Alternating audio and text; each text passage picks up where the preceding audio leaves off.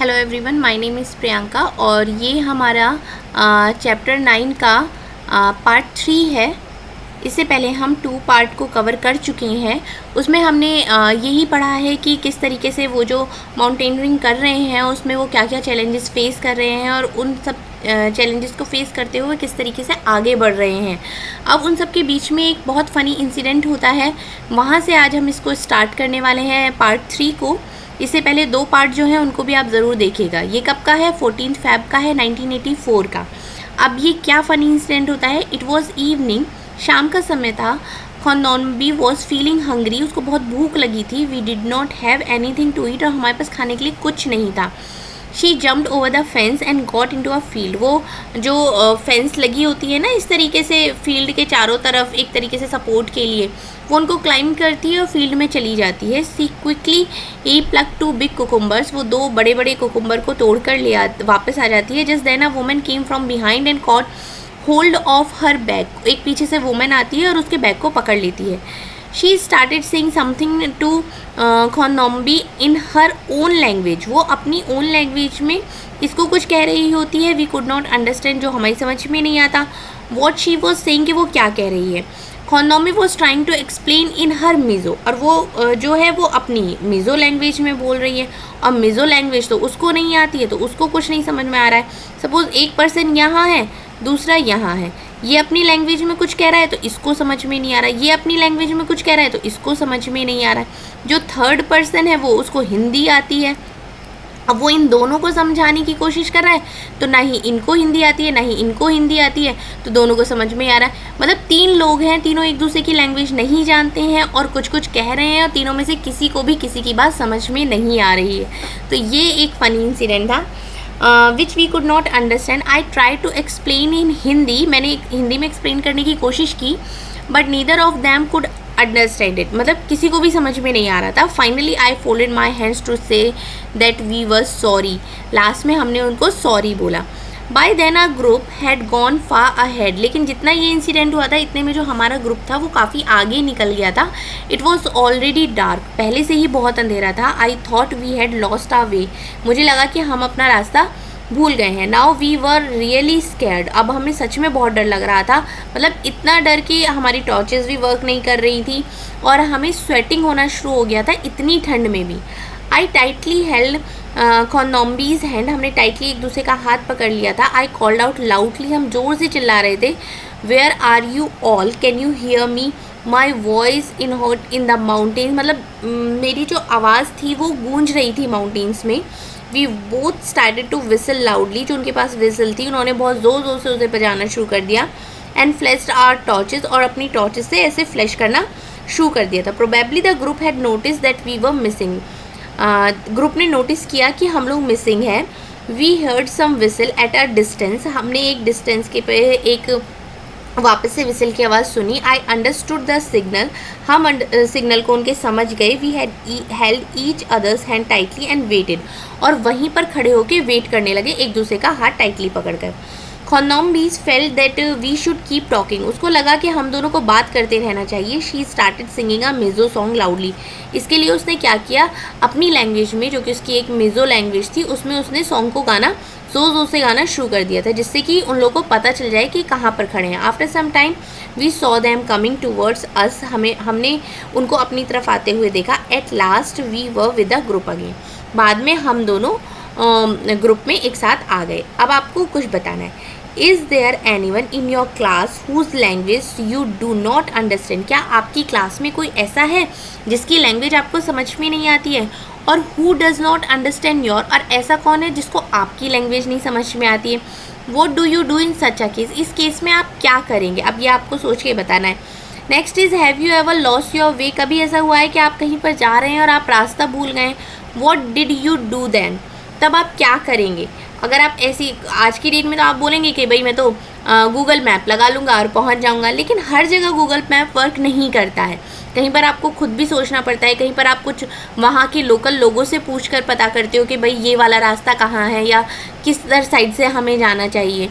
Next is why do you think खॉनॉम्बी would have sung loudly, मतलब वो ज़ोर ज़ोर से गाना उसने शुरू क्यों कर दिया था, ताकि उसके जो ग्रुप मेंबर्स हैं उनको पता चल सके कि वो लोग कहाँ पर खड़े हैं। Next is have you ever seen someone doing something special to get over their fear. कभी आपने देखा है कि कभी कोई भी अपने फियर को ओवरकम करने के लिए क्या करता है, वॉट करता है और कब कर, मतलब कभी आपने ऐसा देखा है कि किसी ने ऐसा किया हो, क्या किया और उसने ये सब कब किया। अब आपको ट्राई करना है, ये एक एक्टिविटी टाइप है। Ask your friend for a book without speaking. अपनी फ्रेंड को आपसे बुक मांगनी है लेकिन आपको उसको बोलना नहीं है। Try to explain something to the class in the same way. इस तरीके से आपको क्लास में अपने फ्रेंड से बुक मांगनी है लेकिन बोलना नहीं है। तो आप क्या क्या करोगे, कुछ एक्शंस करके उससे बुक मांग सकते हो, कुछ इशारे कर सकते हो। तो ये ऐसे करके आपको ये एक्टिविटी करनी है। अब नेक्स्ट आता है आ स्पेशल गेस्ट। अब ये स्पेशल गेस्ट कौन है, ये 15 फेब की बात है 1984। After dinner we met a special guest. वो कौन थी, बशेंद्री पाल। अब ये कौन है, she had just been selected as a part of team to climb Mount Everest. मतलब जो एक टीम थी माउंट एवरेस्ट के लिए, उसमें वो सेलेक्ट की गई थी as a member. She had come to seek the blessing of brigadier Gyan Singh. मतलब ये जो उनके भी कोच थे ज्ञान सिंह, उनसे वो ब्लेसिंग लेने के लिए आई थी। It was a happy evening, we were all singing. Bachendri also joined us in singing and dancing on the famous Pahari song था ये, एक बेडू पाको बारा मासा। ये एक पहाड़ी सॉन्ग थे जिसपे सब लोग इंजॉय कर रहे थे। At that time we had no idea that Bachendri would become the first Indian women to reach Mount Everest and create history. उस टाइम पे हमें बिल्कुल आइडिया नहीं था कि ये फर्स्ट इंडियन वुमेन होंगी माउंट एवरेस्ट पर चढ़ने वाली और जो कि एक हिस्ट्री क्रिएट कर देंगी। कैन यू इमेजिन कि वहाँ तक पहुँचने के लिए उन्होंने अपनी लाइफ में कितने सारे चैलेंजेस को फेस किया होगा, तब जाकर वो वहाँ पर पहुँची हैं। बहुत जगह उनको ऐसा भी फील हुआ अगर नहीं छोड़ देती हूँ वापस चली जाती हूँ, लेकिन फिर भी उन्होंने वो हिम्मत को, उस करेज को पकड़ के रखा और देखो आज वो इंडिया की फर्स्ट वुमेन है जो माउंट एवरेस्ट पर पहुँची हैं और पूरे वर्ल्ड में वो 5th नंबर पर हैं। अब नेक्स्ट चलते हैं कैंप इन द स्नो। अब स्नो में इन्होंने कैंपिंग करी थी 18 फरवरी को। ये हर दिन के हिसाब से इनकी एक्टिविटीज़ हो रही हैं जो ये चैलेंजेस को फेस करते हुए आगे बढ़ रहे हैं। We were standing at the height of 2134 metre. मतलब इतनी हाइट पर इस टाइम पर वो खड़े हैं। We were to spend the night here. हमें रात को यहीं पर रुकना है। Everyone was busy trying to put up the tent. हर कोई टेंट को लगाने में बिजी है। We use double layered plastic sheet for the tent. हम टेंट के लिए डबल लेयर की प्लास्टिक शीट को यूज़ कर रहे हैं ग्राउंड पर। The air between the layers would help to keep us warm. जो कि जो लेयर है उसको वार्म को मतलब जगह को वार्म रखने में हेल्प करेगी। We put in the packs and began to put up the tent. मतलब एक तरीके से एक वो टूल होता है जिसको वो ज़मीन में गाड़ देते हैं और फिर उससे टेंट को बांध देते हैं। As we tied it from one side the other wind flow the tent from the other side. मतलब हम एक साइड से टेंट को बांधते हैं और जो हवा होती है वो दूसरी साइड से उसको हटा देती है। After quite a lot of pulling and tugging we manage to get the tent up. मतलब बहुत सारी मेहनत के बाद में हमने टेंट को खड़ा कर लिया। Then we dug a drain around the tent. मतलब हमने क्या किया कि उसके टेंट के चारों तरफ इस तरीके की कुछ, कभी कभी आपने देखा ना टेंट को रखने के लिए कुछ पत्थर भी रख देते हैं भारी भारी, या थोड़ी सी मिट्टी भी डाल देते हैं जिससे कि वो उड़े नहीं, मतलब इस तरीके से।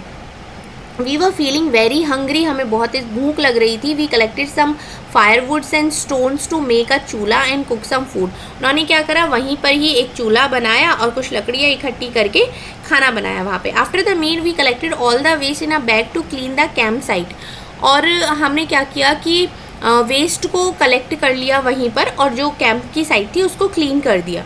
सून we got into our sleeping bags. और अब हम अपने स्लीपिंग बैग पर सोने के लिए चले। आपने देखा स्लीपिंग बैग्स कैसे होते हैं, ये होता है स्लीपिंग बैग। इसमें क्या होता है, आप ऐसे जाते हो और ऐसे जिप लगा लेते हो, ये स्लीपिंग बैग है। Would it be comfortable. मैं सोच रही थी कि ये कम्फर्टेबल होगा या नहीं, मतलब इसमें मुझे ठंड तो नहीं लगेगी। But the bags were filled with a soft feather. लेकिन बैग के अंदर क्या होते हैं, सॉफ्ट फैदर्स होते हैं जो कि आपको गर्म रखने में हेल्प करते हैं।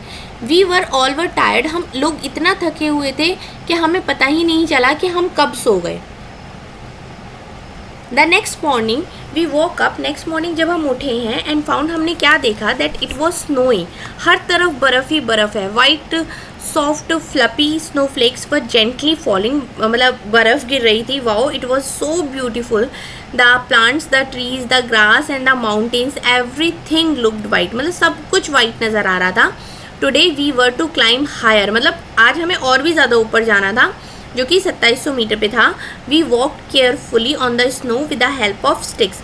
मतलब वो स्टिक्स की हेल्प से स्नो पर वॉक कर रहे थे. It was very difficult because we keep slipping.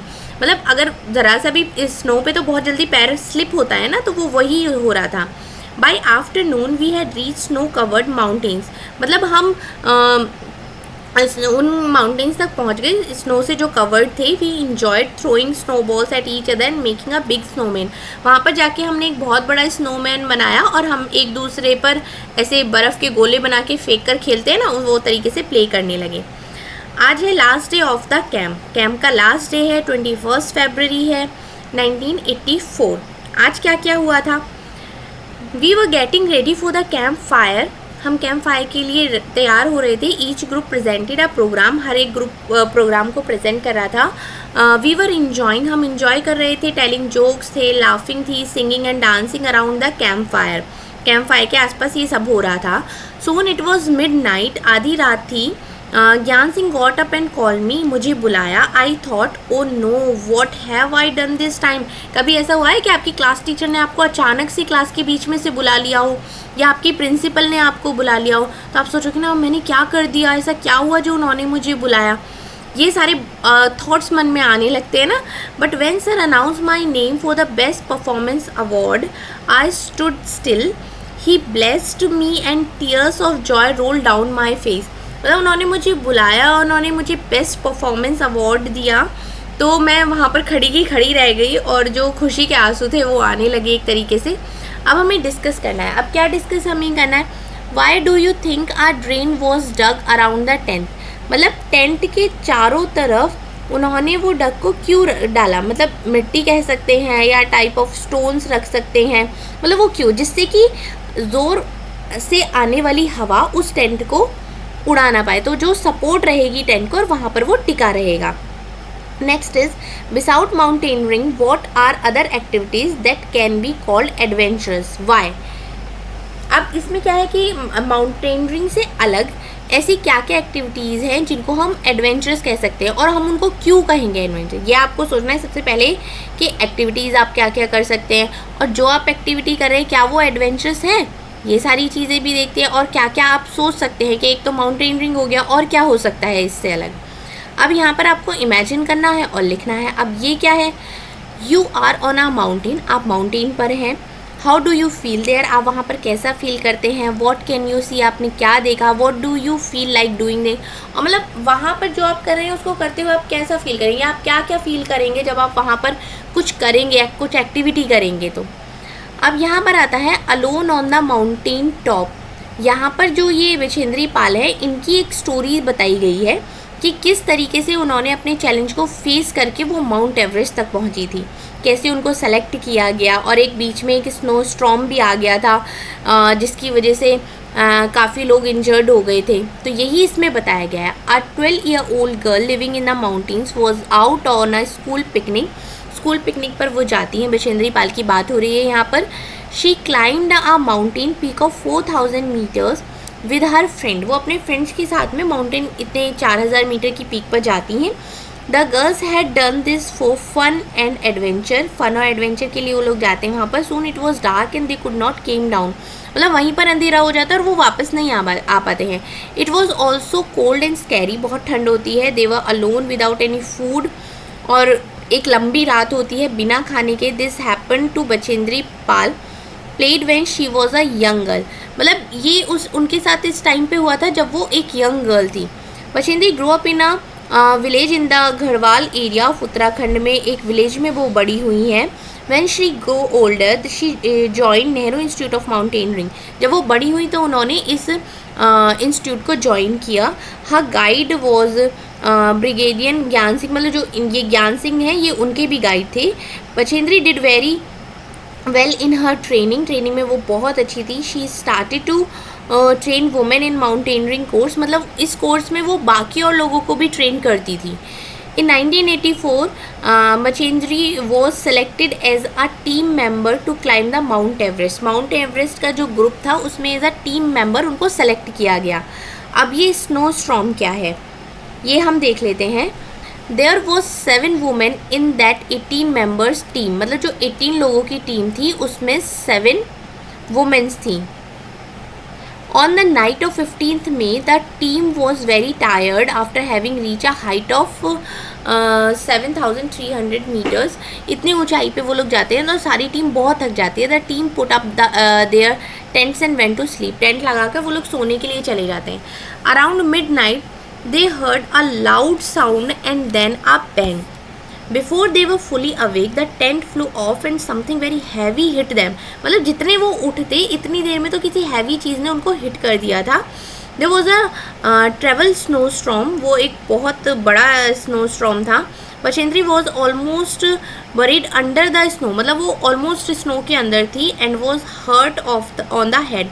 उनके सर पर चोट आई थी. Many of team members were also injured हो गए थे. The others used snow picks and axes to dig out those who had been buried under the snow. मतलब जो लोग स्नो के अंदर दब गए थे उनको मतलब ऐसे जो उनके पास सामान था उससे उन्होंने उस स्नो को हटाया और उसके बाद उन लोगों को बाहर निकाला. The rest of the team members return to base camp. बाकी जो टीम मेंबर्स थे वो वापस बेस कैंप पर आ गए थे. But Bachendri went ahead climbing slowly but steadily towards the peak. मतलब वो धीरे धीरे लेकिन चलती रही और वो पीक तक पहुंच गई. It was 7 minutes past 1 o'clock in the afternoon. Afternoon में 1 बजने वाला था, उसमें 7 minutes जा चुके थे. On 23rd May when Bachendri Pal steps into the peak of 8900 meter high Mount Everest, also called सागर माथा इन नेपाल, जिसको नेपाल में सागर माथा बोलते हैं, और माउंट एवरेस्ट पर वो पहुंच गई. There was another team member with her. उनके साथ एक और टीम मेंबर थे. There was no space for 2 people to stand on the top at the same time. मतलब वहाँ पर इतनी भी जगह नहीं थी कि एक साथ 2 लोग खड़े हो सकें, तो उन्होंने वहाँ पर थोड़ी सी जगह बनाई और वो वहाँ पर उनके साथ वो दोनों खड़े हुए. अगर वो वहाँ से फिसलते तो मतलब उन्हें thousands of feet वो नीचे आ जाते, इतना वहाँ पर डर था. Using this as a hook. उन्होंने हुक को यूज़ किया और वहाँ पर रोप से अपने आप को बांधा. Only then 2 of them could stand there. सिर्फ इस वजह से वो दोनों वहाँ पर खड़े हो पाए. She was shivering with cold but filled with the warmth of achievement. She bowed her head pitch to the national flag and took photographs. उन्होंने जो वहाँ की ज़मीन थी उसको टच किया, नेशनल फ्लैग को वहाँ पर उन्होंने फहराया और कुछ फ़ोटोग्राफ्स लिए. She spend 43 minutes on the highest peak in the world. और वहाँ पर उन्होंने 43 minutes स्पेंड करे जो कि वर्ल्ड की हाईएस्ट पीक है. Bachendri Pal became the first Indian women and 5th women in the world to reach the peak of Mount Everest. Mount Everest पर पहुँचने वाली वो भारत की पहली महिला थी और वर्ल्ड में 5th नंबर पर थी. ये उनकी फ़ोटोज़ हैं. अब आपको सोचना है why did Bachendri put up the Indian flag on the peak. उन्होंने पीक पर इंडियन फ्लैग क्यों लगाया. अब जैसे कि आप प्राउड फील करते हो जब आप कोई काम करते हो, तो आपको ये फीलिंग आती है कि हाँ वी आर इंडियंस, क्या हम भारतीय हैं, और एक बहुत प्राउड मोमेंट होती है. आपने देखा ना ओलंपिक्स में या कोई भी ऐसे गेम होते हैं तो वो अपना फ्लैग ओढ़ के तब मेडल वगैरह लेते हैं या फ्लैग ओढ़ के ऐसे घूमते हैं. तो ये क्या है, ये एक प्राउड मोमेंट होता है. Next is when have you seen a national flag being hoisted. कहाँ पर आपने देखा है, कब हमारा नेशनल फ्लैग होस्ट होता है. 15 अगस्त को होता है और 26 Jan को भी होता है. Collect information of our national flag. National flag के बारे में और क्या क्या इन्फॉर्मेशन है ये आपको कलेक्ट करनी है. मेक ग्रुप और 6 to 8 चिल्ड्रन का एक ग्रुप बनाना है. डिज़ाइन ऑफ फ्लैग को डिज़ाइन करना है ऑन योर ग्रुप, अपने ग्रुप में, और एक्सप्लेन करना है कि आपने ये डिज़ाइन क्यों चूज़ करा. Next is have you seen the flag of any other country. आपने कभी किसी और कंट्री का फ्लैग देखा है, अगर देखा है तो कहाँ पर देखा है, ये आपको लिखना है. What we have learn. आपने क्या क्या सीखा. ये लास्ट होता है चैप्टर का. Explain why it can be adventurous and challenging to climb a mountain. How would you prepare if you were to climb a mountain, आप अपने आप को कैसे प्रिपेयर करोगे अगर आपको कभी माउंटेन को क्लाइम करने का मौका मिलता है तो what would you take with you, आप अपने साथ क्या क्या लेकर जाओगे, ये सब आपको अपने वर्ड्स में लिखना है।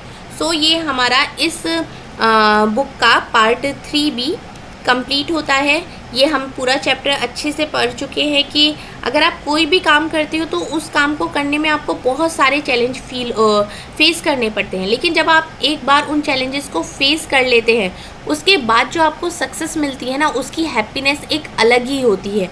तो ये इस चैप्टर के थ्रू हमने समझा है कि हमें अपनी लाइफ में भी बहुत सारे चैलेंजेस फेस करते हैं, तो हमें उन सबको फेस करना चाहिए, तभी हमें सक्सेस भी मिलती है और वो हैप्पीनेस भी हमें फील होती है। चलिए ये चैप्टर भी फिनिश होता है, चैप्टर नंबर 9। नेक्स्ट वीडियो में नेक्स्ट चैप्टर को कवर करेंगे। वीडियो अच्छी लगी है तो चैनल को सब्सक्राइब भी करिए। Thank you.